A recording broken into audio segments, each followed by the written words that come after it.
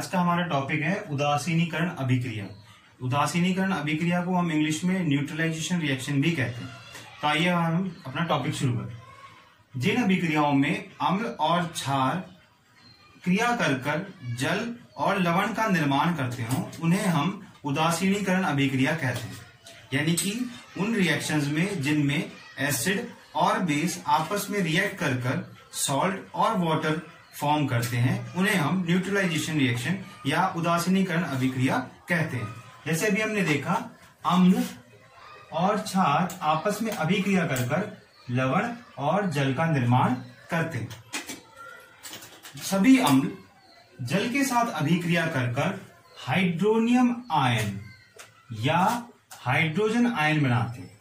अम्ल जल के साथ अभिक्रिया कर यानी कि एसिड वाटर के साथ रिएक्ट कर हाइड्रोनियम आयन या हाइड्रोजन आयन बनाते हैं। हाइड्रोनियम आयन को हम लिखेंगे H3O पॉजिटिव से और हाइड्रोजन आयन को हम लिखेंगे H पॉजिटिव से। जो क्षारक जल में घुलनशील होते हैं उन्हें हम क्षार कहते हैं।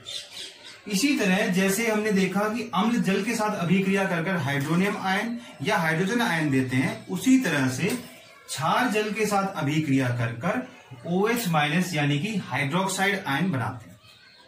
तो हमने देखा, अम्ल पानी के साथ अभिक्रिया कर हाइड्रोनियम आयन या हाइड्रोजन आयन बनाएंगे। उसी तरह से क्षार पानी के साथ अभिक्रिया कर OH- आयन यानी कि हाइड्रोक्साइड आयन का निर्माण करते हैं। अब हम पढ़ेंगे पीएच स्केल। पीएच स्केल क्या है? किसी विलयन में उपस्थित H+ आयंस की सांद्रता को जानने के लिए या उसको ज्ञात करने के लिए एक स्केल विकसित किया गया है जिसे हम पीएच स्केल कहते हैं। यानी कि इस स्केल की मदद से हम यह पता कर सकते हैं कि किसी अम्ल में H+ आयंस की कंसंट्रेशन क्या है, यानी कि सांद्रता क्या है। पीएच में ये P पुम्पास है। इस P का अर्थ है पुम्पास, ये एक जर्मन शब्द है और इसका अर्थ है शक्ति यानी कि पावर। और H का अर्थ है H+ आयन यानी कि हाइड्रोनियम आयन या हाइड्रोजन आयन। तो इसका मतलब हम ये क्या कहना चाहते हैं, पीएच का अर्थ है कि पावर ऑफ हाइड्रोजन आयन होता है, जिसमें 7 का अर्थ है उदासीन विलयन होना। यहां 7 का हमारा अर्थ है उदासीन विलयन होना। 0 का अर्थ है सबसे अधिक प्रबल अम्ल। 14 का अर्थ है सबसे अधिक प्रबल क्षार। तो हम क्या देखेंगे कि पीएच का मान यदि 7 है तो वह उदासीन विलयन होगा। इसका उदाहरण हो सकता है जल का पीएच 7 हो सकता है।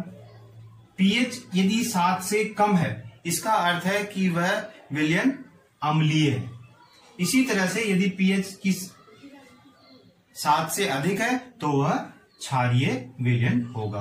तो किसी क्षार या अम्ल की प्रबलता हमने उसके द्वारा उत्पन्न OH- या H+ आयंस की संख्या पर निर्भर करेगी।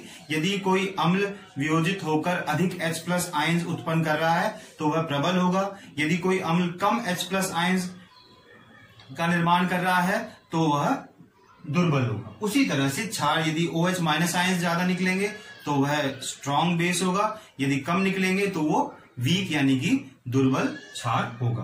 तो एक बार हम इस स्केल के बारे में देख लें। स्केल हमारा 0 से 14 अंक के बीच है और 7 हमारा उदासीन विलयन है। यदि हम 7 से 0 की तरफ जाएंगे तो हमारी अम्लीय प्रकृति बढ़ती चली जाएगी, यानी कि H+ आयंस में वृद्धि होगी। इसका अर्थ जैसे हम समझ सकते हैं, मान ले हमारे पास किसी का पीएच 6 है और किसी विलयन का पीएच 4 है, तो इसका अर्थ है कि यह अधिक प्रबल है इसके मुकाबले, यानी कि इसमें H+ आयंस ज्यादा का निर्माण किया, इसमें H+ आयंस का निर्माण कम हुआ। उसी तरह से जब हम 7 से 14 की तरफ बढ़ेंगे तो क्षारक प्रकृति बढ़ती चली जाएगी। यानी कि यदि किसी का मान लें 8 पीएच है और किसी का पीएच है 13, तो इसका अर्थ है कि जिसका पीएच 13 है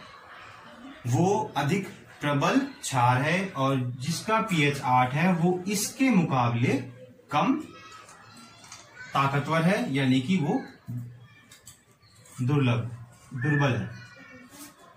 अब यहाँ हम देख सकते हैं जैसे जैसे हम 7 से 14 की तरफ जाएंगे तो H+ आयंस में कमी आती चली जाएगी। अब हम आते हैं प्रबल अम्ल और क्षार के बारे में कि प्रबल अम्ल क्या है और प्रबल क्षार किसे कहते हैं। जल में पूर्णतः वियोजित होते हैं।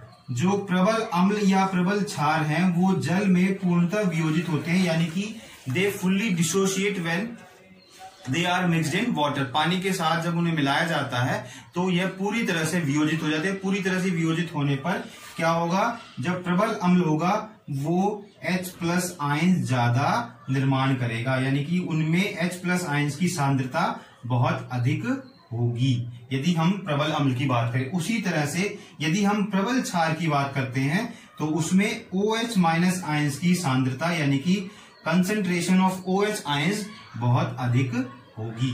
तो जब हम क्या देखते हैं कि जब जल में पूर्णतः वियोजित हो जाए कोई अम्ल या कोई क्षार, जल में पूर्णतः वियोजित हो जाए तो उसे हम प्रबल अम्ल या प्रबल क्षार कहेंगे।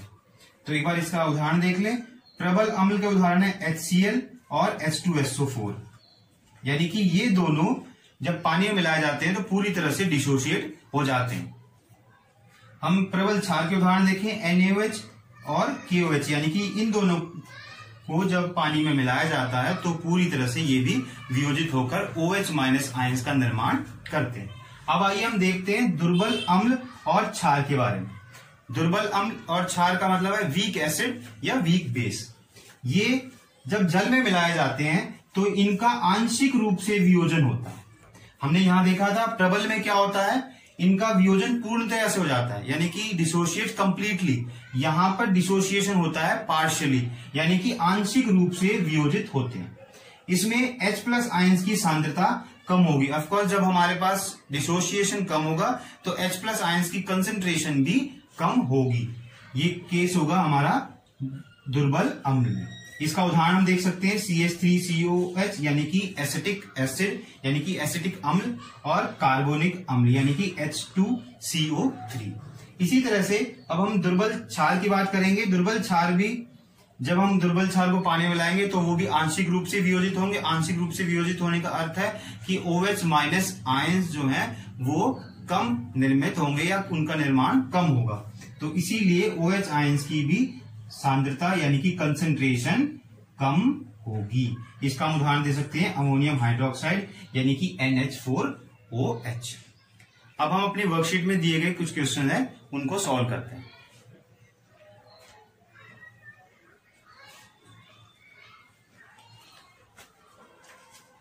तो पहला क्वेश्चन हमें दे रखा है, आपके पास A और B दो विलयन है। हमारे पास A और B दो विलयन है।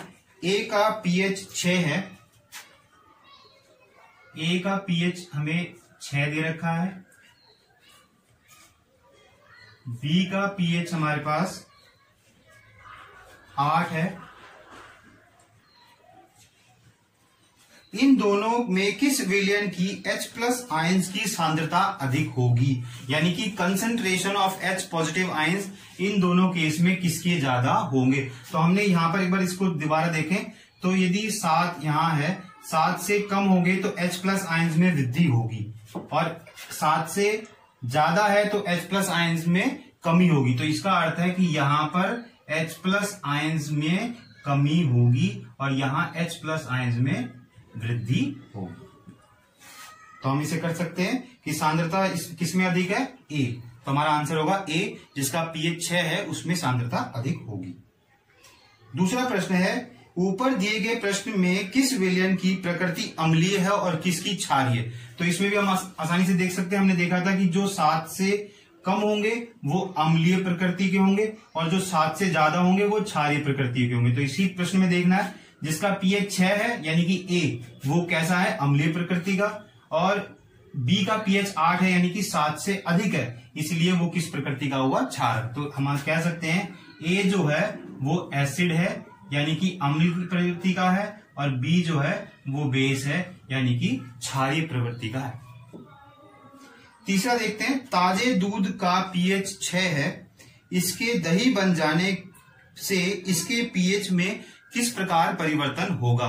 तो ताजे दूध का हमें जो पीएच दे रखा है वो है 6।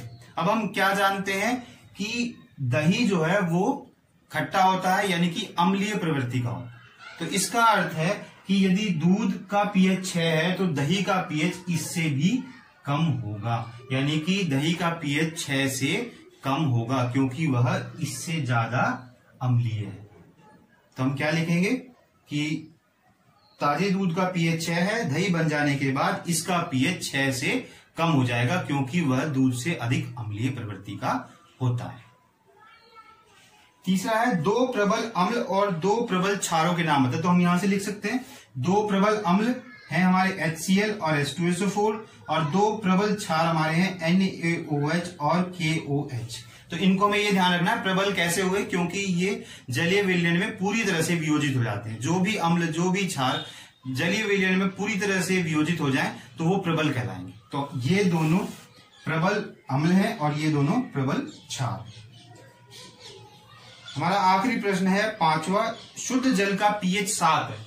शुद्ध जल का पीएच जो है वो है 7, यानी कि पानी यहां पर दे रखा है शुद्ध जल का पीएच 7। इसकी प्रकृति क्या होगी। तो हम देख सकते हैं यदि 7 से कम होता तो अम्लीय होता, 7 से अधिक होता तो क्षारीय होता, पर उसकी प्रकृति क्या होगी, उदासीन, क्योंकि उसका पीएच क्या है 7। तो 7 पीएच जिसका होगा तो उसकी प्रकृति उदासीन होगी।